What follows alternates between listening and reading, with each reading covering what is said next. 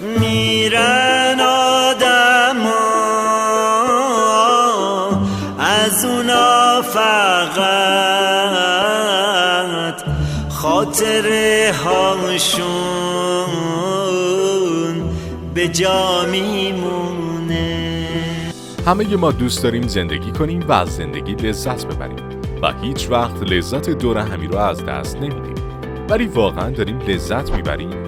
به نظر شما ماها حواسمون به خودمون هست؟ از ابتدای سال 1400 در شهر قم 55% تصادفات تا کنون مربوط به موتور سواران است. اما 10% راکبان موتورسیکلت در تصادفات دچار عارضه قطع نخاع ویلچری شدند. به علاوه آسیب‌های مالی و روانی که آن شخص متحمل می‌شود.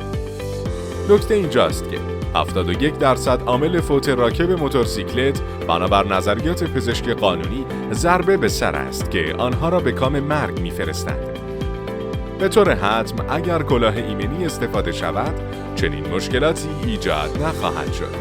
هر کلاه ایمنی به معنای نجات یک زندگی. کلاه ایمنی راپیدو